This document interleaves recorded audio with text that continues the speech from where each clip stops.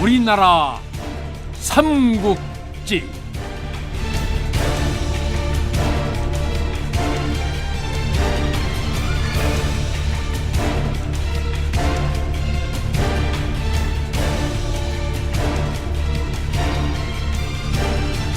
제 47부 영천신제.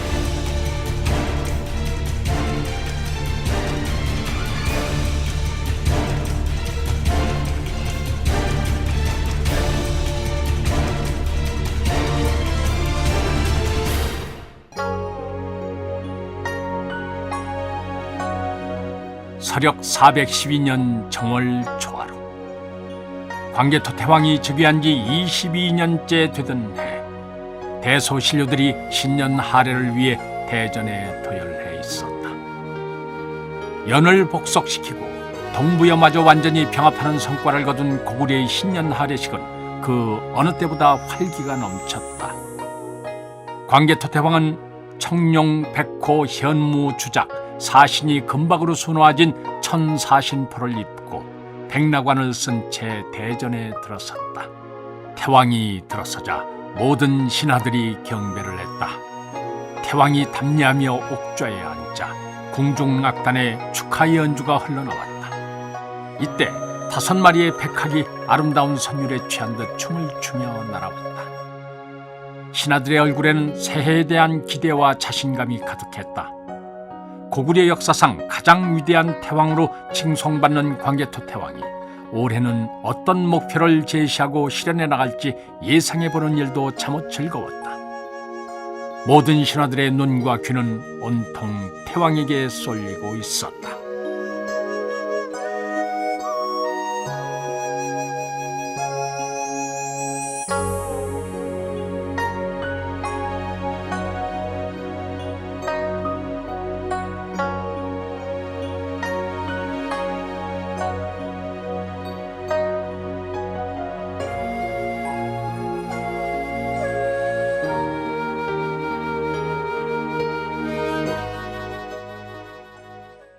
연주가 끝나자 태왕이 일어서서 한 걸음 앞으로 나와 신하들에게 하명했다.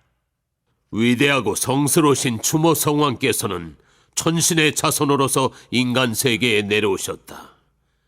추모 성왕께서는 천도가 어그러짐을 안타깝게 여기시고 이를 바로잡기 위해 신성한 나라 고구려를 세우셨다. 추모 성왕 생전에 유일한 아쉬움이 있었다면 그것은 영천신제를 지내지 못한 것이었다. 그래서 짐은 예전 부여 동명왕 이후 오랫동안 맥이 끊겼던 영천신제를 부활시키고자 한다. 짐이 이 막중한 대사를 치르기로 결심한 것은 고구려의 만년대계를 위함이니라. 여러 대신들은 영천신제를 거행함에 있어 한치의 소홀함도 없도록 하라. 영천신제를 부활하겠다는 태왕의 선언에 모든 신하들은 크게 놀랐다.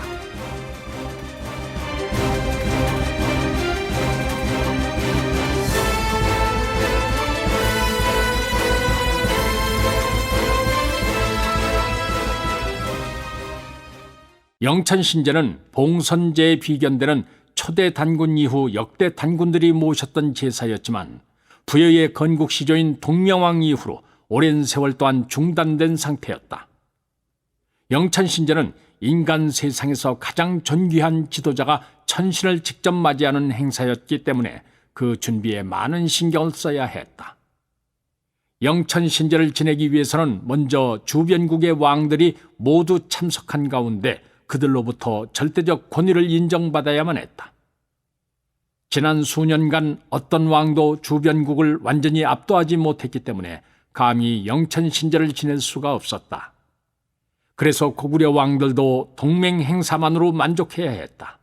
동맹은 동명이라고도 불리는데 추모 성왕과 그의 생모인 하백녀에게 드리는 제사로 풍년을 빌고 풍성한 수확에 감사하는 농제였다.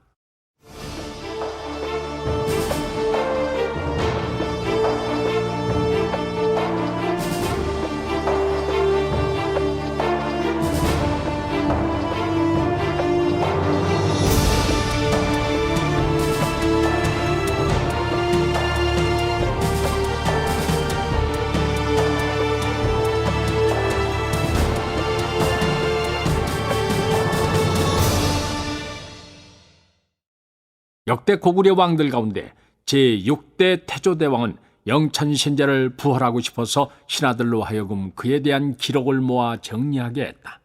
태조대왕은 끝내 영천신제를 봉행하지는 못했지만 최고의 학자이자 훗날 신선이 된 백두선인에게 명을 내려 영천신경을 쓰게 했다.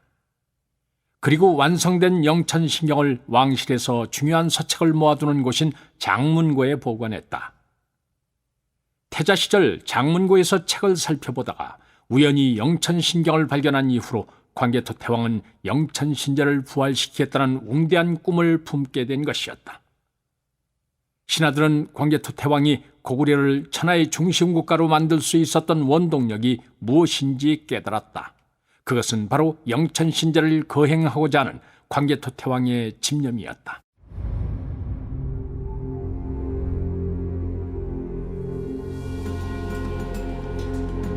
광개토 태왕이 영천신제를 거론하자 대전에는 한동안 깊은 적막이 감돌았다. 태자 거려는 당장 영천신제를 지내는 것이 무리라고 생각했지만 태왕의 결심이 예사롭지 않다는 것을 알았기에 함부로 입을 열 수가 없었다. 태왕이 즉위한 후 20여 년간 고구려는 백제와 신라, 가야, 숙신, 거라는 물론 북연까지 제후국으로 삼았고 동부여를 흡수했다. 이제 동북지방에서 고구려를 넘볼 수 있는 나라는 없었다. 그렇지만 광개토 태왕은 이에 만족하지 않고 화북 지역으로 진출을 꾀했다. 이때 화북에서는 북위를 비롯해 후진, 서진, 하, 남양, 북양 등의 나라가 서로 맞물려 일대 격전을 벌이고 있었다. 그 중에서는 북위가 가장 강성했지만 화북 지역을 통합할 만한 힘을 가지지는 못했다. 광개토 태왕은 북위를 제압하고 나머지 나라들을 하나씩 굴복시킬 생각이었다. 그렇지만 북위로의 출정은 북연과 동부여 문제로 번번이 뒤로 미루어졌다. 거려는 올해야말로 부왕이 화북정복의 수건을 이룰 수 있으리라 기대했다. 그런데 부왕이 갑자기 영천신제를 거행하겠다고 나섰으니 거련으로서는 안타까울 수밖에 없었다.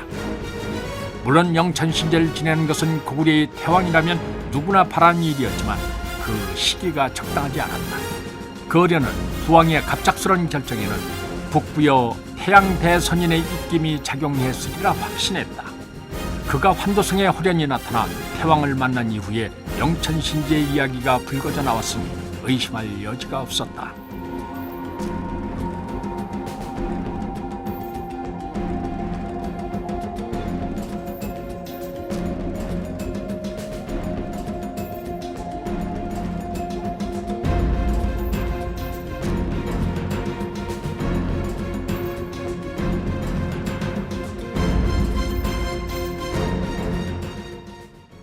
북부의 태양대선인은 살아있는 신선으로 존경받는 인물이었다. 그래서 어지간한 제후나 왕들은 그가 이끄는 천사수련단의 요구를 거절하기 어려웠다. 그런 그가 지난 겨울 몸소 광개토 태왕을 예방한 것은 고구려 왕실의 큰 영광이었다. 백성들 사이에서는 쉽게 수행처를 떠나지 않은 태양대선인이 태왕을 찾게 된 연유에 대해서 여러 가지 억측이 난무했다. 그 중에서도 불교의 승려들이 광개토 태왕을 전륜성왕에 비유하며 극구 찬양한 것이 대선인의 마음을 움직인 것이란 추측이 가장 힘을 얻고 있었다. 어쨌든 역대 고구려 왕들이 거듭 청해도 모습을 드러내지 않았던 대선인이 자발적으로 찾아왔다는 사실만으로도 광개토 태왕의 위상은 높아졌다. 게다가 대선인이 광개토 태왕을 인간 세계 최고의 지도자로 인정하고 영천신제를 지내게 했다는 소문이 퍼지자 백성들은 광개토 태왕이야말로 진정한 천신의 자손이며 인간 세계의 참 주인이라고 우러러보았다.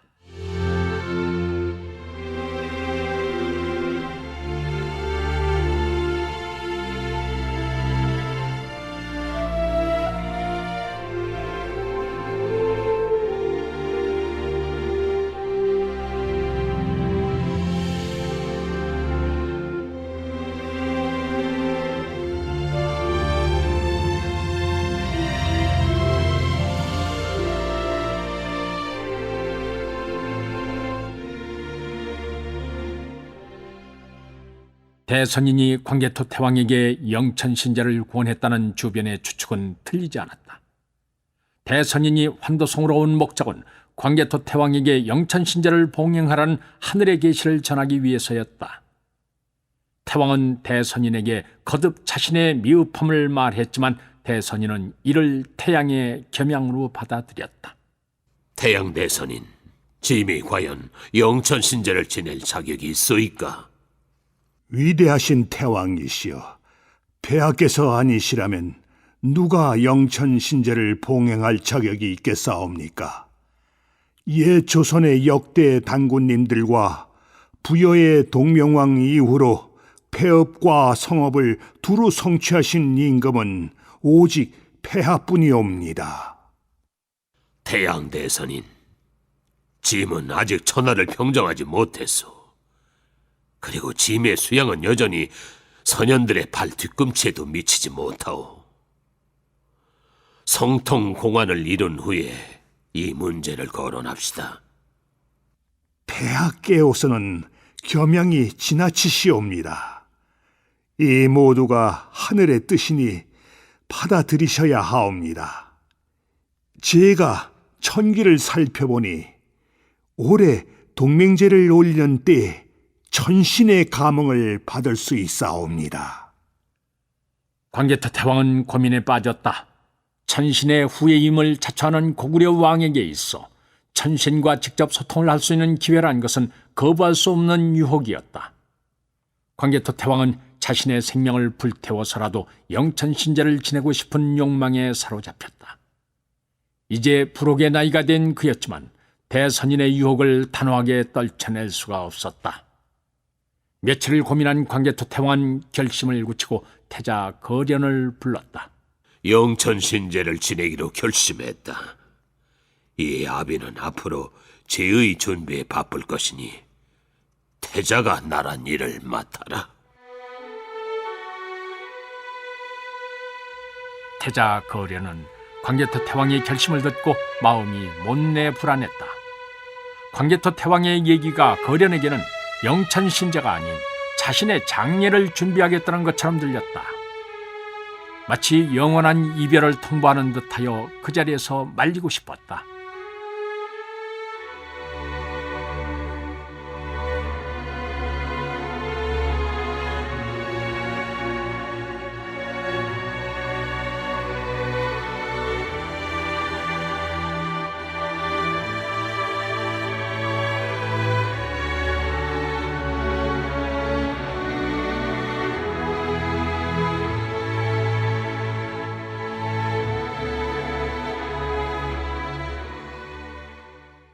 광개토 태왕은 주변국들의 사신을 보내 영천신제의 부활을 알리고 각국 왕과 제후들에게 초청장을 전했다.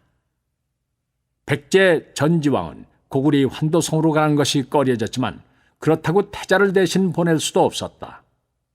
광개토 태왕이 전지왕이 직접 참석할 경우 백제의 위상을 고려하여 호대명천단에 오르게 하겠지만 태자가 온다면 그 지위를 격하시켜 외나 거란과 함께 대명천단에 오르게 하겠다고 협박을 가했기 때문이었다. 해상대국을 잡아든 백제였기에 전지왕은 소국인 신라나 가야 등과 같은 반열에 서는 것을 용납할 수 없었다. 전지왕이 고심하고 있을 때 상좌평 여신이 조심스럽게 아뢰었다.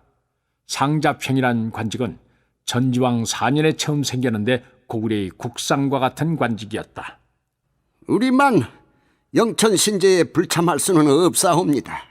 어차피 참석해야 한다면 여러 나라 사람들이 모두 모인 자리에서 고구려와의 결속을 보여줌으로써 우리 백제의 위상을 확고히 해두는 것이 좋겠사옵니다. 그러려면 우선 다른 나라들을 압도할 만한 진기한 공무를 보내야 하옵니다. 전지왕은 달리 방법이 없었기에 상좌평 여신의 의견에 따라 실속을 챙기기로 했다.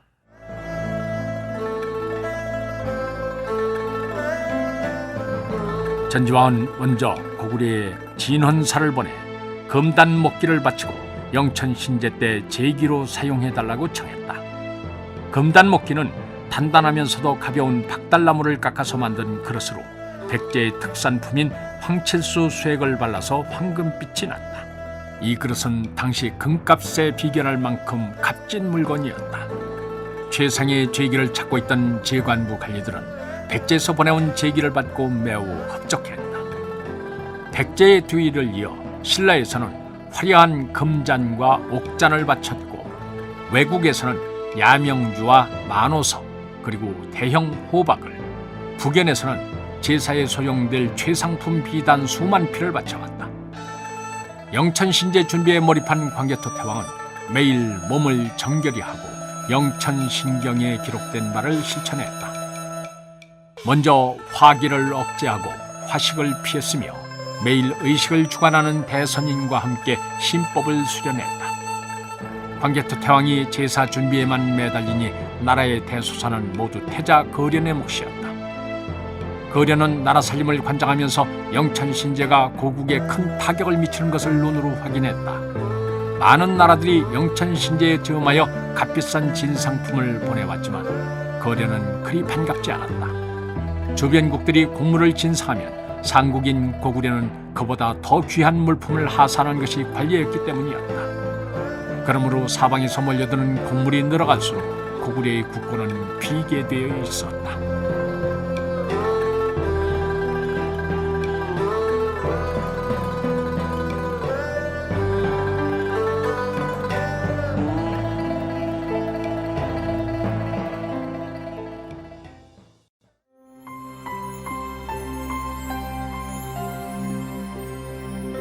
자다가 서늘한 기운을 느끼고 눈을 뜬 고타는 움츠렸던 몸을 펴며 일어났다. 여전히 방안이 어두운 것으로 보아 아직 동이 트지 않은 듯했다. 고타가 한기가 밀려오는 쪽을 바라보니 창문 한쪽이 열려 있었다.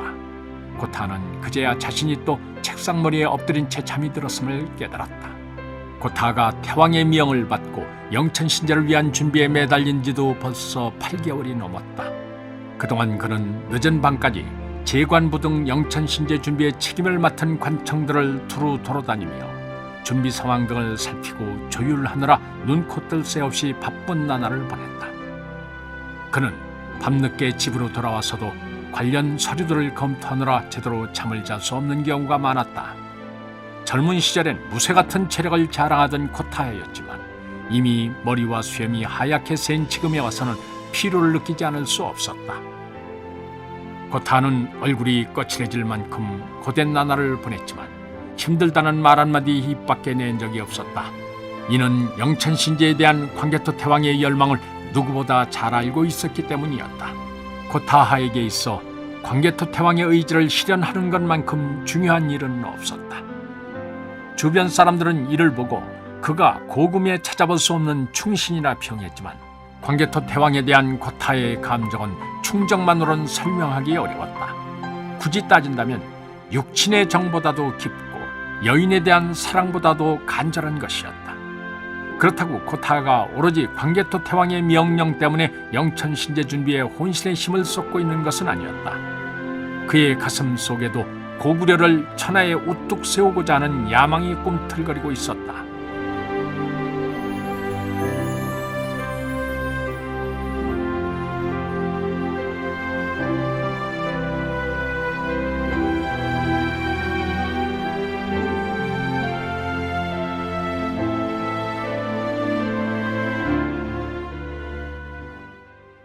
고타는 창문을 닫기 위해서 몸을 일으켰다. 9월 초순, 어느덧 겨울의 초입에 들어선 듯 제법 차가운 바람이 불어왔다. 이제 보름만 지나면 타마산을 향해서 깃발을 날리며 달리게 될 것이었다. 고타는 오랫동안 도성 안에만 있어서 온몸이 근지러웠다. 고구려군의 깃발 아래 전장을 달리던 기억들이 덮쳐왔다. 그의 몸이 흥분으로 떨렸다. 그때였다. 갑자기 밖에서 소란 소리가 들려왔다. 아직 날이 새려면 멀었는데 시끄러운 소리가 나는 것으로 보아 무슨 궤변이 생겼음이 틀림없었다. 과연 그의 예감은 틀리지 않았다. 잠시 후 하인이 침소로 들어오더니 침통하게 아뢰었다. 굴에서 연락이 왔습니다. 폐하께서 실신하셨으니 어서 입골하라는 전갈입니다. 순간 고타는 둔기로 머리를 얻어맞은 듯한 충격으로 휘청거렸다. 평생 잔병치레조차 없을 정도로 강건했던 광개토 대왕이었지만 그 또한 영천 신제의 준비를 위해 화식을 끊고 나달과 채소만으로 끼니를 연명하느라 매우 쇠약해진 상태였다. 고타는 간신히 마음을 가다듬고 수레가 아닌 말에 올라 단숨에 대궐로 달렸다. 어제 오후에 영천 신제에 대한 이야기를 나눌 때만 해도 멀쩡했던 태왕이 실신했다는 사실이 믿어지지 않았다. 마치 꿈속에서 말을 달리고 있는 듯한 기분이 들었다. 국문에 도착해 말에서 내린 고타는 태왕의 진정까지 한달음에 달려갔다. 그곳에 도착하니 태자를 비롯해서 왕후와 근신들이 참담한 얼굴로 서 있었다.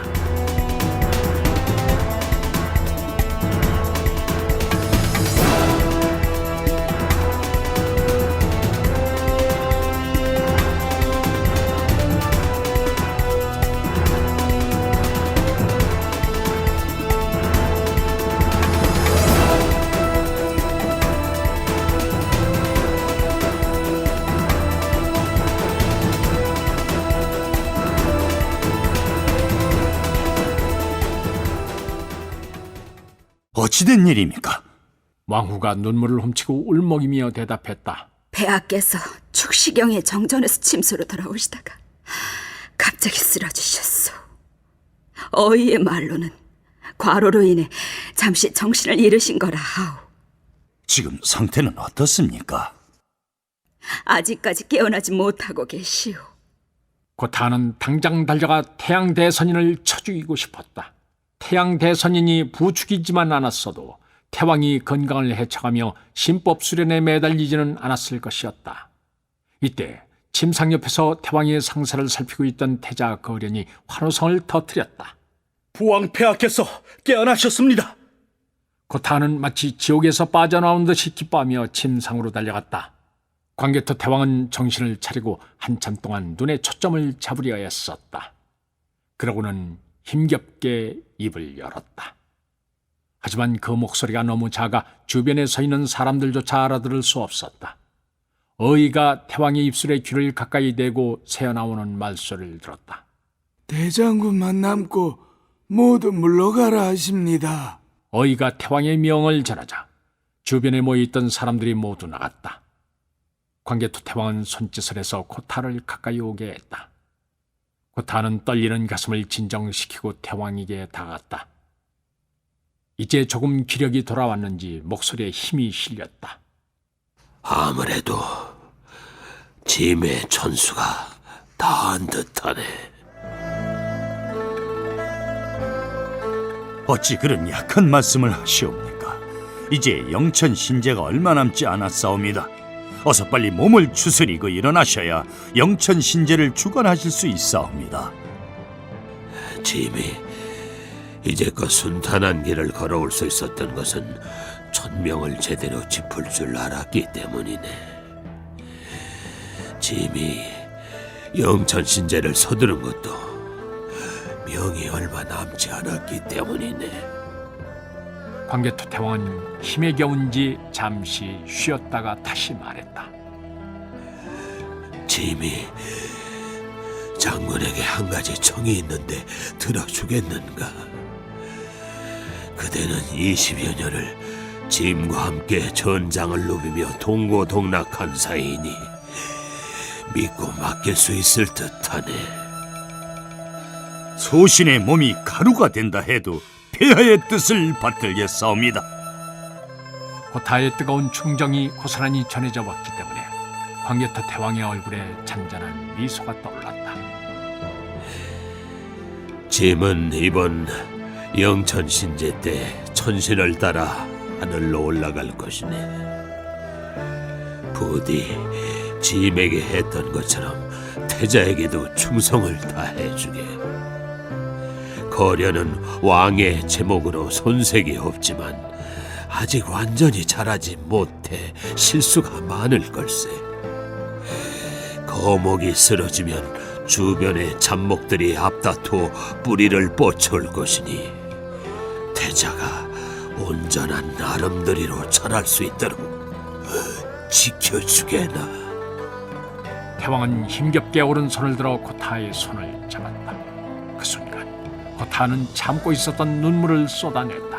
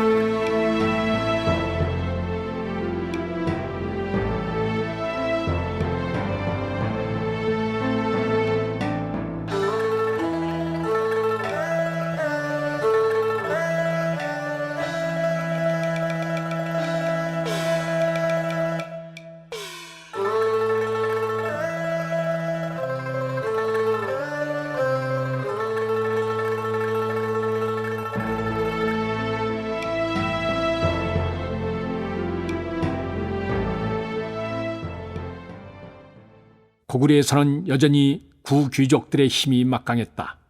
광개토 태왕의 이민족 융화 정책에도 불구하고 요직은 예전 어부 출신 귀족들의 동무대였다. 그들은 식업을 근거로 삼아 안정된 기반을 갖추었고 위급할 시에는 임의로 군사를 움직일 수 있는 권한까지 보유하고 있었다.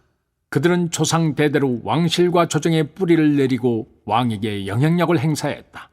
그러나 기고만장했던 이들도 광개토 태왕의 뛰어난 정략과 기계 앞에서는 손을 들 수밖에 없었다.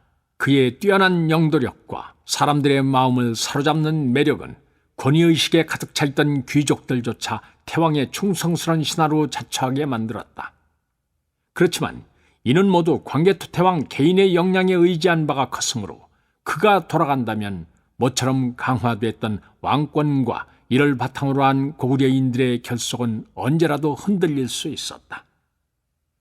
광개토 태왕은 고구려의 지속적인 번영과 발전을 위해서는 왕권의 강화가 절실하다고 생각했다. 그래서 자신의 뒤를 이을 거련히 귀족들을 누르고 태왕의 권위를 지켜나갈 수 있을지 걱정스러웠다. 물론 그동안 지켜본 바에 따르면 거련은 태왕으로서 만인을 아우를 수 있는 자질을 가지고 있었다. 그렇지만 그가 자신의 자질을 제대로 꽃피우기 위해서는 충분한 햇빛과 양분이 필요했다. 광개토 태왕은 그 역할을 고타가 해줄 수 있으리라 기대했다. 무수한 노력을 통해 덜 익은 땡감 같았던 자신을 홍시감처럼 녹익은 경지로 끌어올린 고타였기에 주변에서 뻗쳐오는 사나운 뿌리들로부터 거련을 지켜내고 올곧게 성장할 수 있도록 도와줄 적임자였다. 고타는 광개토 대왕의 믿음에 보답하고 싶었다. 그는 자신의 목숨을 거는 한이 있더라도 태자만큼은 지켜내겠다고 다짐했다.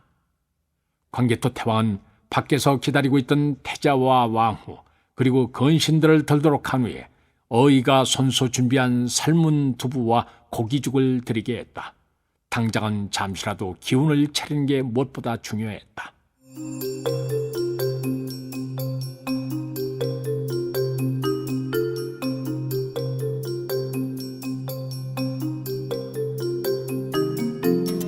(10월) 상달 초하루 9달에 걸쳐 모든 준비를 끝낸 광개토 태왕은 영천신제를 치르기 위해 영천신경에 기록된 담화산에 도착했다. 담화산은 고구려산 가운데 가장 웅장한 산으로 산봉우리에 구름바다가 펼쳐져 있고 골골마다 안개가 뒤덮여 있는 영산이었다. 담화산은 신선들이 사는 산으로 알려져 있어 영약을 찾아 나선 약촉꾼들만이 간간히 드나들 뿐 일반 백성들은 출입을 삼가했다. 다만 1년에 한 번 동맹 행사를 치를 때만 주변의 백성들이 마음 놓고 모여들었다. 제단으로 향하는 산길을 따라 수많은 인파가 줄을 지어 올랐다. 선두에 광개토 태왕과 대선인이 서고 태자 거련과 백제의 전지왕, 신라의 실성왕, 북연의 풍발왕을 비롯한 각국의 왕과 제후, 거수, 추장들이 그 뒤를 따랐다.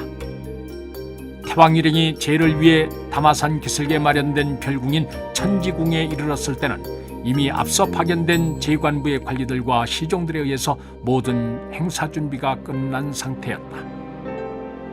험한 산길을 오르느라 지친 태왕 일행은 천지궁에서 휴식을 취했다. 천지궁에는 많은 방들이 있어서 제사에 참가한 사람들이 모두 편안히 쉴 수 있었다. 천지궁 안에서는 자유롭게 오갈 수 있었지만 대부분의 사람들은 숙소에 머무르며 경건한 태도로 심신을 가다듬었다. 동맹 행사였다 해도 그랬지만 이번 영천 신제를 위해서는 몸과 마음의 청화가 무엇보다 중요했다. 다음 날 태왕은 천지궁에서 중요한 의식을 치렀다. 천지궁 중앙에는 거대한 냉천과 온천이 있었다. 냉천은 다마산 꼭대기인 천지에서 흘러내려온 물인 천수가 모이는 곳이었고, 온천은 다마산 깊숙한 곳에서 솟아오른 뜨거운 물이 고이는 곳이었다. 태왕은 제사를 주관하기 전에 냉천과 온천을 왕복하며 하늘의 기운과 땅의 기운으로 몸을 정화시켰다. 영천신제 당일인 초사흘 새벽, 광개토 태왕은 일행을 이끌고 천지궁에서 나와 지신곡으로 갔다. 천지궁에서 동쪽으로 몇 리쯤 떨어진 낭떠러지 아래에 위치한 지신곡에는 거대한 돌방이 있었다. 돌방의 내부는 무려 1000여 명이 한 번에 다 들어갈 수 있을 정도로 넓었다. 돌방 안쪽에는 깊이를 헤아리기가 어려운 무저혈이 2개 있었다. 태왕은 영천신제에 앞서 이곳에서 지신의 정기를 받는 의식을 치러야 했다. 태왕과 왕후는 각각 주요 부위만 흰 비단으로 가린 채 맨몸으로 끝이 보이지 않는 무저혈로 들어왔다. 대선인이 영영경의 주문을 외웠다.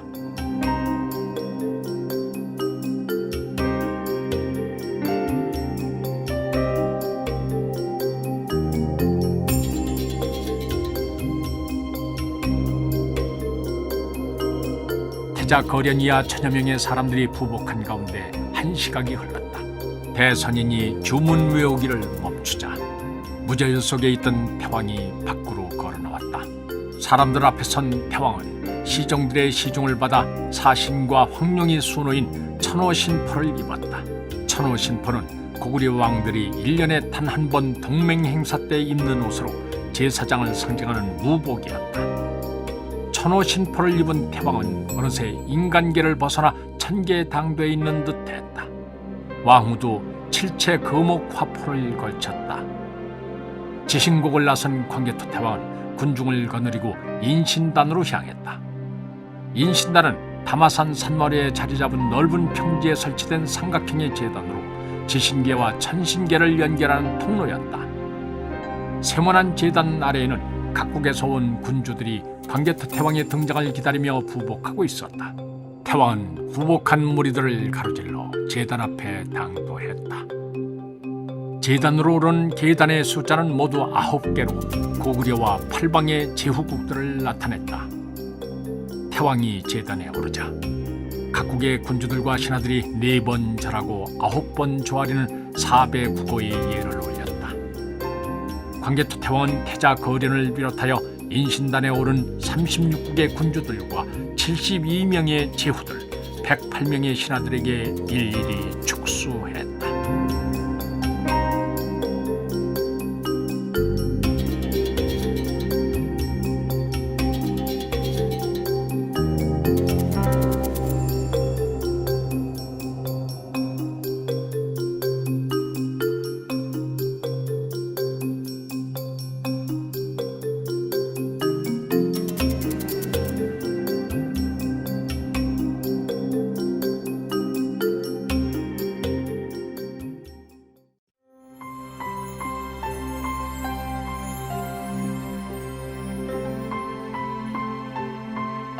해가 중천에 뜨자 모든 예를 마친 태왕은 인신단에서 천신단으로 오르기 시작했다. 천신단은 사각형의 제단이 9개 층으로 되어 있는데 마치 하나의 거대한 탑처럼 보였다. 전체 높이가 270척이고 위로 갈수록 층의 높이가 줄어들었다. 천신단은 크게 하천단, 중천단, 상천단으로 구분됐다. 하천단은 3개 층으로 이루어져 있는데 아랫부분부터 가신단, 동신단, 산욕신단이었다. 가신단은 부엌을 지키는 조왕신, 집터를 돌보는 터주신, 집안의 제복과 횡익에 관여하는 업신, 집안의 으뜸신으로 기륭화복을 관장하는 성주신, 조상신, 아기를 점지하고 산모와 아기를 돌보는 삼신 등 집안에 거주하면서 인간을 돌보는 신들을 모시는 자리였고, 동신단은 산신, 강신, 선왕신, 당신 등 산천과 마을을 지키는 신들을 모신 자리였다. 산육신단은 불을 관장하는 수신, 농업을 관장하는 신농, 대장장이 신인 단야신, 수레바퀴를 만든 재륜신, 숫돌로 상징되는 마석신 등 문명과 생업을 수호하는 신들을 모신 자리였다. 이처럼 하천단은 인간들과 어울려 존재하는 신들에게 제를 올리는 곳이었다.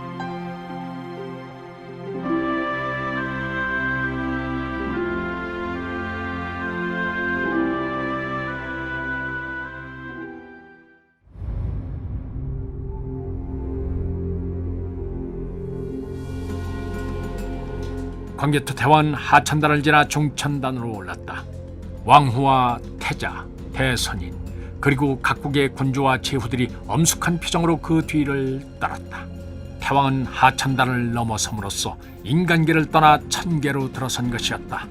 광개토 태왕의 뒤를 따라 하천단에 올랐던 108명의 대신들은 천계에 들어갈 자격이 없었으므로 이곳에 멈추어 서서 각 관등에 따라 자리를 잡았다. 하천단을 넘어 중천단으로 오를 수 있는 사람은 태왕을 비롯한 군주와 제후들 뿐이었다. 대신들은 각기 자신들을 위해 준비해 놓은 제단 앞에 섰다. 제단에는 말, 소, 돼지, 개, 양의 5가지 고기와 쌀, 보리, 조, 콩, 기장의 5가지 곡식, 그리고 그 밖에 색색의 5가지 나물과 과일이 진설되어 있었다. 중천단도 하천단과 마찬가지로 3층으로 되어 있었다. 아래부터 명천단, 대명천단, 호대명천단이었다.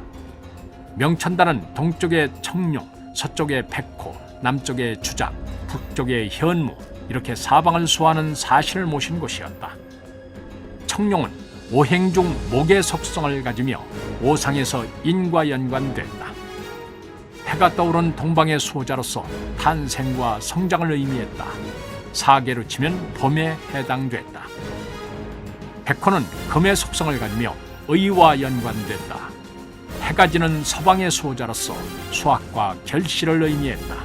사계의 가을에 해당됐다. 주작은 화의 속성을 가지며 예와 연관됐다. 주작은 따뜻한 남방의 수호자로서 풍요와 번영을 의미했다.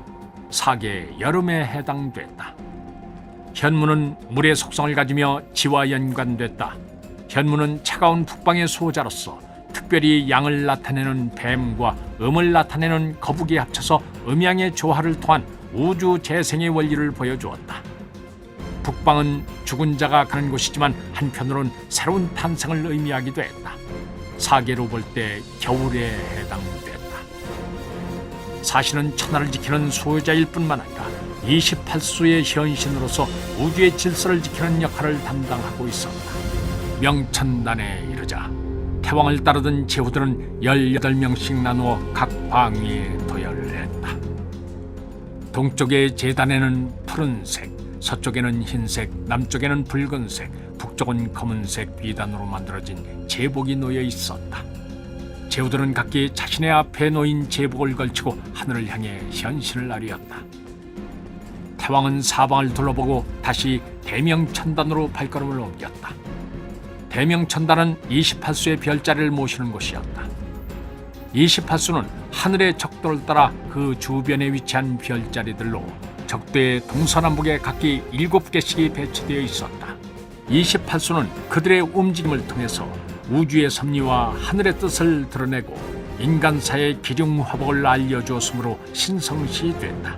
제단의 동쪽에는 각, 강, 저방, 신미, 기가 모셔졌고 북쪽에는 두우, 여허, 위실병, 서쪽에는 규류, 위묘, 필자삼, 남방에는 정귀, 유성, 장익진 7수의 신이 모셔졌다. 광개토 태왕은 달의 움직임을 쫓아 서쪽에서 시작하여 28수를 한 바퀴 돌았다. 그러고 나니 세상의 이치를 모두 깨달은 것처럼 눈빛이 맑고 깊어졌다. 태왕은 생기를 다시 찾은 듯 호대명 천단을 향해서 계단을 오르기 시작했다. 이때 외를 비롯한 거란, 시리, 말갈 등 28명의 군주는 제관들이 일러주는 대로 28수의 제단에 자리를 잡았다. 그리고 그들은 성신들 각각의 제사장이 되어 제사를 주관했다.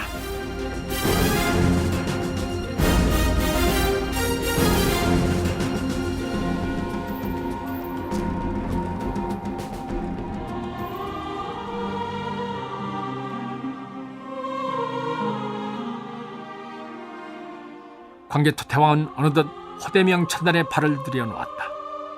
이제 그 뒤를 따른 사람들이라고는 왕후와 태자, 대선, 그리고 백제와 신라, 가야 등 8나라의 군주들을 불렸다. 호대명 천단은 북쪽의 북두칠성과 남쪽의 남두육성, 그리고 동쪽의 해신, 서쪽의 달신을 모신 곳이었다. 북두칠성은 국자의 형태로 생겼는데 그 머리부터 차례로 천추, 천선, 천기, 천군, 옥형, 계양, 요광으로 불리며 죽음을 관장했다. 남두육성은 북두칠성과 비슷한 형태를 취하고 있는데 두수라고도 불리며 북두칠성과는 반대로 삶을 주관한 별이었다. 해와 달은 남성과 여성을 상징하며 인간의 근본이자 뿌리였다.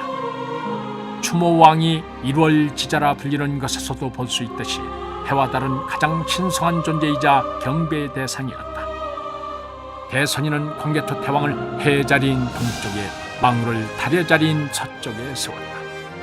그리고 태자를 북두칠성의 자리인 북쪽에, 백제의 왕을 비롯한 군주들을 남쪽에 세웠다. 제단의 동쪽에는 세발 까마귀가 그려져 있고 서쪽에는 두꺼비와 옥토끼, 그리고 개수나무가 그려져 있었다. 또 북쪽에는 북두칠성이, 남쪽에는 남두육성이 새겨져 있었다. 대선인이 주관한 가운데 천하의 평화와 백성들의 강령을 기원하는 의식이 치러졌다. 재향이 타오르고 사방으로 연꽃이 흩뿌려졌다. 그리고는 제단에 마련된 커다란 화로에서 불길이 오르더니 순결한 어린 사슴이 제물로 던져졌다. 그 뒤를 따라 대선인의 독경 소리가 사방으로 울려 퍼졌다.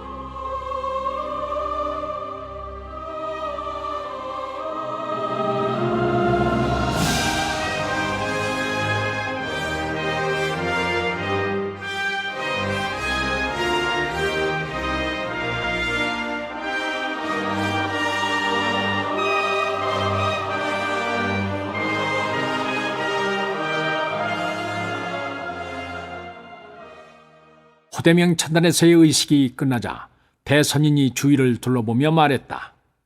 태왕 폐하와 왕후 폐하께서만이 저 문을 통과해서 상천단으로 오르실 수 있습니다.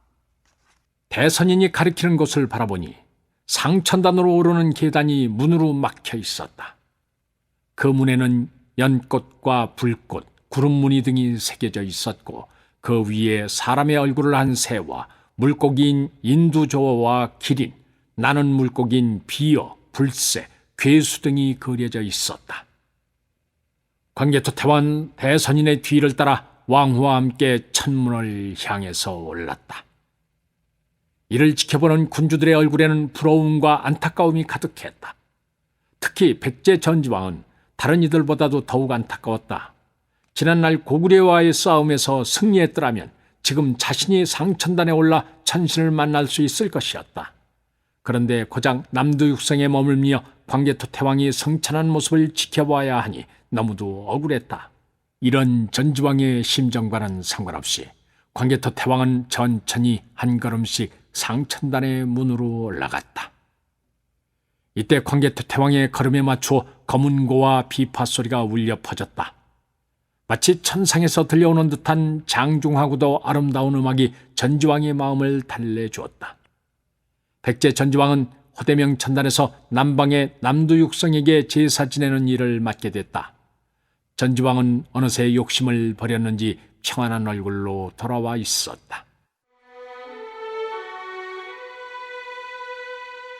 그런데 태왕과 왕후의 뒷모습을 바라보고 있던 태자 거련의 얼굴빛은 그리 밝지 않았다.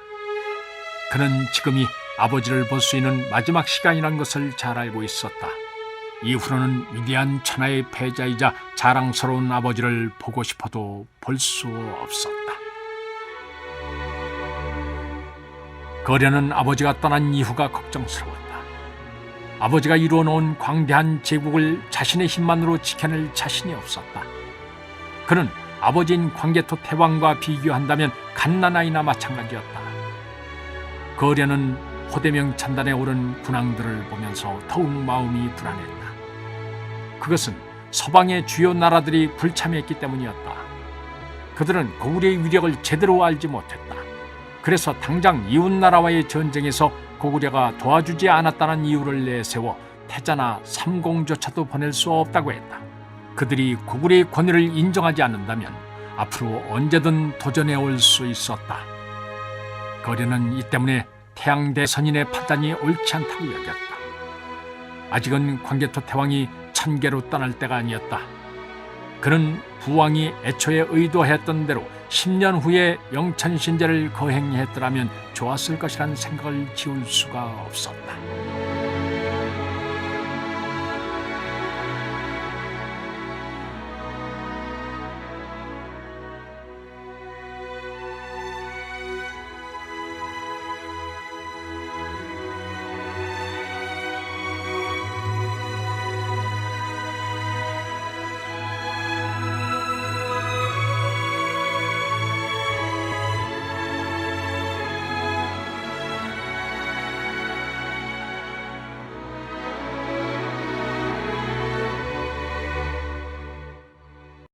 광개토 태왕의 뒤를 따라 상천단에 오른 왕후의 얼굴도 그리 밝지 않았다. 이제 잠시 후면 태왕과 함께 현생과 이별을 해야 하기 때문이었다. 태자 거련은 믿음직하여 그리 걱정이 되지는 않았지만 아직 어린 왕자들과 공주들이 마음에 걸렸다.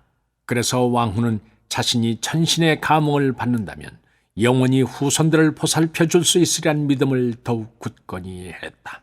대선인은 더 이상 아무 말도 하지 않고 묵묵히 앞서 걸었다. 그 자신도 영천신제가 앞으로 어떤 파장을 가져올지 정확히 예측하기 어려웠다. 대선인이 다다르자 천문은 저절로 소리 없이 열렸다. 대선인이 문으로 들어서자 태왕과 왕후도 따라서 들어갔다. 그들이 안으로 들어가자 문은 다시 입을 다물었다.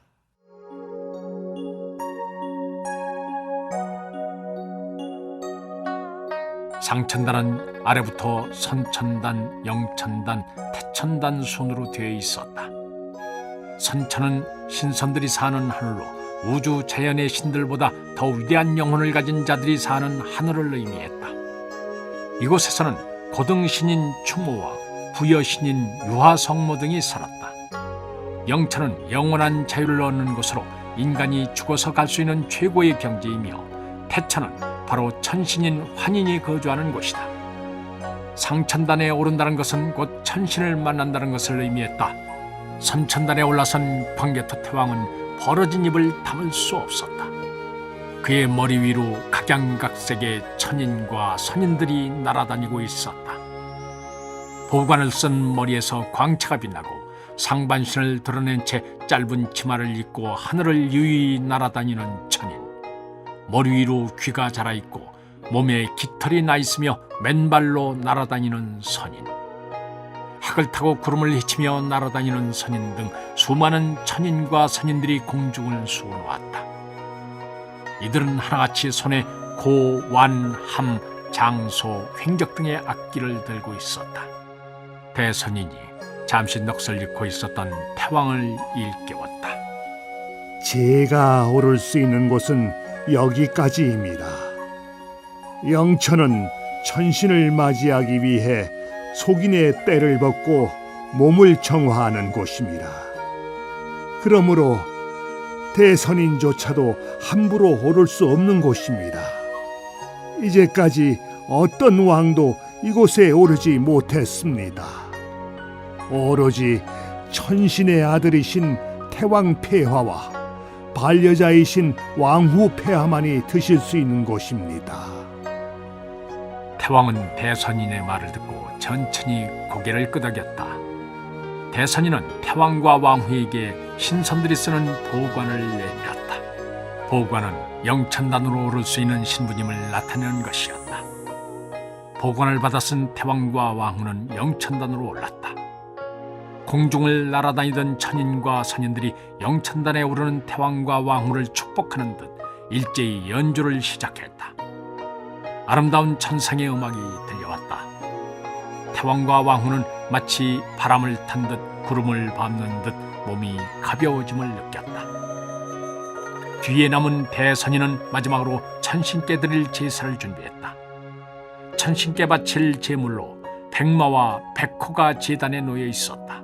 이 영물들은 영천신제를 위해 대선인이 수년의 노력을 기울인 끝에 어렵게 구해 진사한 것이었다.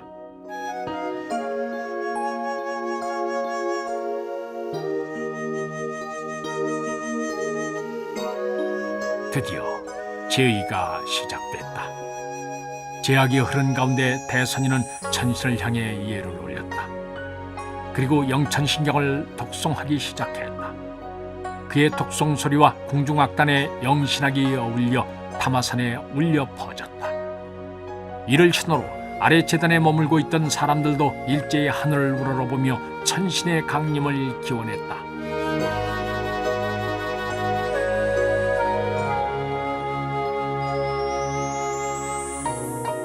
이때 태왕과 왕후가 영천단에 올랐다.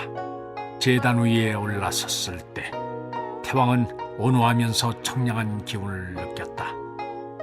마치 영혼이 육신의 굴레를 벗어나 자유로워진 듯한 느낌이었다. 태왕의 얼굴에는 저절로 찬란한 미소가 떠올랐다. 태왕은 얼굴을 돌려 왕후를 보았다. 어느새 그녀의 머리에서도 광채가 발산되고 있었다. 선천단에서 천신 영락악이 들려왔다. 태왕과 왕후는 영천단 위에 좌정하고 앉았다. 이는 스스로 자신의 육체를 제물로 바침으로써 속세와의 인연을 씻어내고 천신의 품에 귀의하는 의식이었다.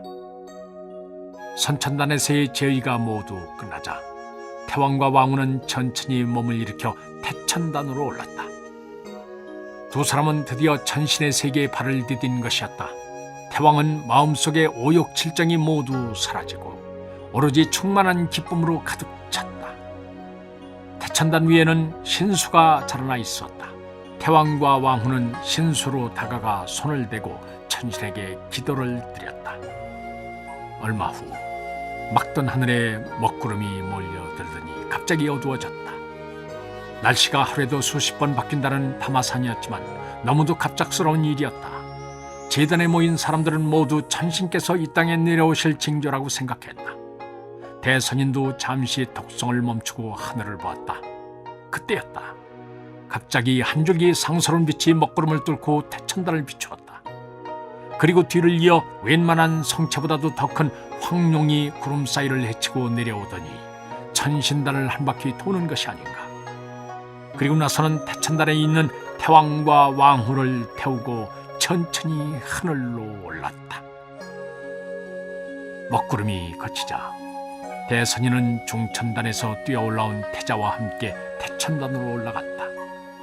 태천단 위에는 태왕과 왕후가 남겨놓은 육신만이 남아 있었다. 두 사람의 얼굴은 더할 나위 없이 편안해 보였다.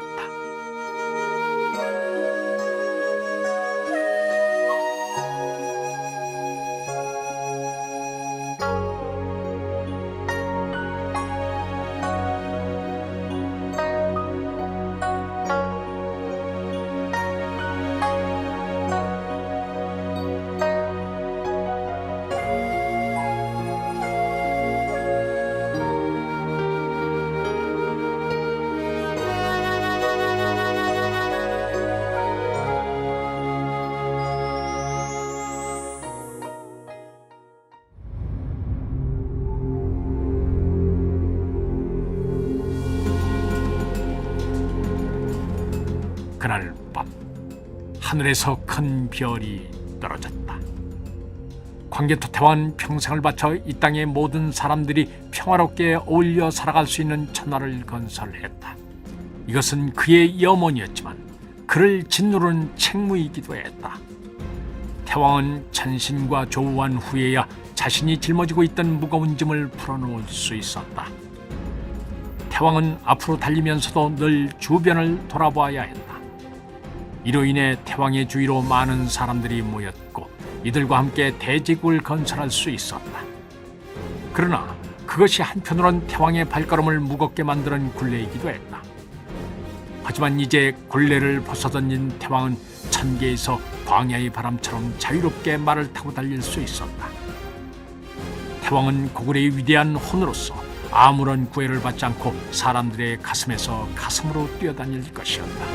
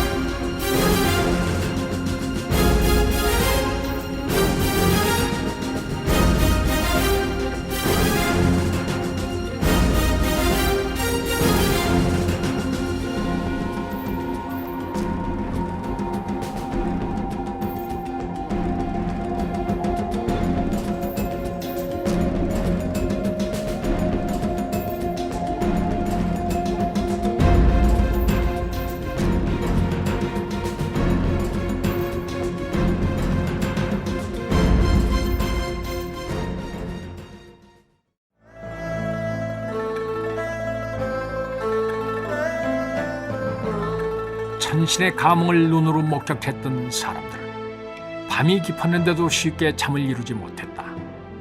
그들은 여전히 가슴에 생생하게 남아있는 감동을 주체하지 못했다. 그런데 그들 중 유독 태자 거련만은 표정이 어두웠다.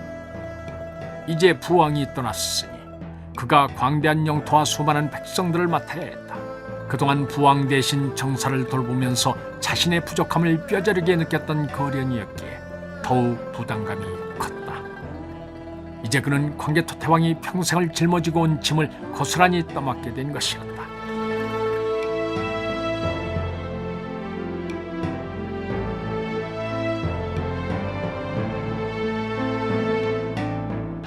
며칠 후 도성으로 돌아온 태자 거련은 부왕의 장례식을 준비했다. 태왕이 승천했다는 소식이 전해지자 백성들은 그에게 경외심을 품고 신으로 받들었다. 광개토 태왕의 위치에 눌려있던 주변 나라들은 안도하면서도 한편으로는 영웅의 퇴장을 안타까워했다. 영천신제를 마치고 돌아간 각국의 군주들이 보낸 조문단과 전국에서 모여든 백성들의 행렬이 꼬리에 꼬리를 물고 고구려의 도성인 국내성으로 모여들었다. 조문 행렬의 길이만도 300리가 넘었다.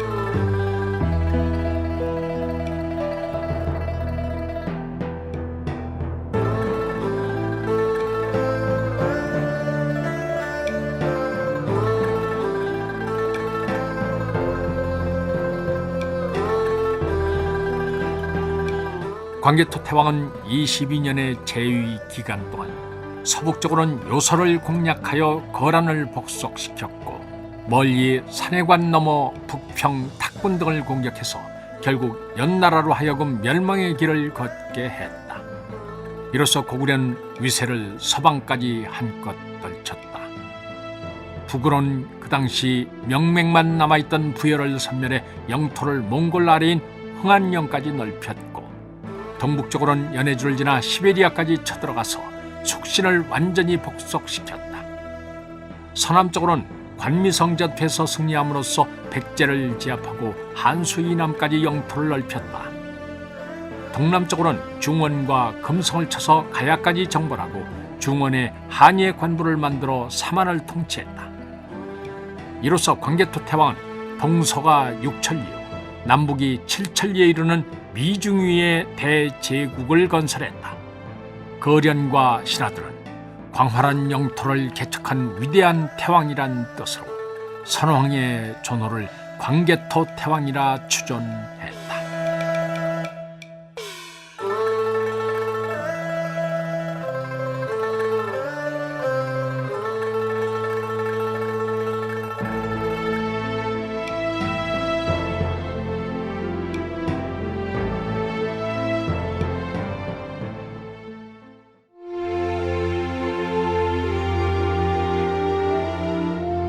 거련은 선왕의 묘소를 크고 웅장하게 만들었다.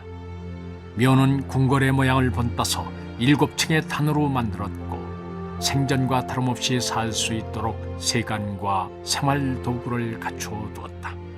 그리고 궁중 화가를 양성하는 도하원의 화공들을 총동원하여 무덤의 벽에 광개토 태왕이 평소 좋아했던 검은고를 비롯한 악기를 연주하는 악공들, 전쟁에 나서는 군사들의 행렬, 연무하는 군사들, 씨름을 즐기는 장한들, 춤추는 여인네들의 모습을 그려 넣었다.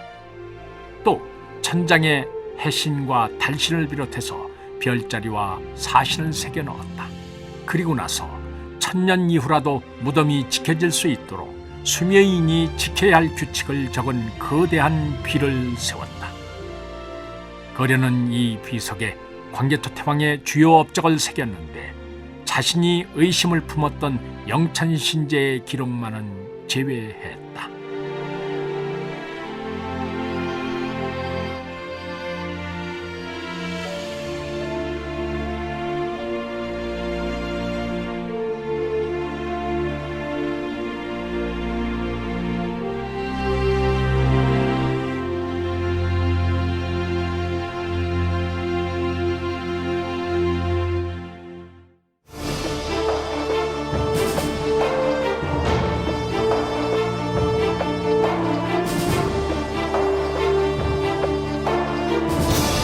출연 정기항, 배한성, 이정구, 황일청, 황윤걸, 이윤선, 문선희, 이윤주, 박영화. 해설 김종성. 음악 이춘화. 효과 엄기혁. 기술 서교식. 총진행 유만준.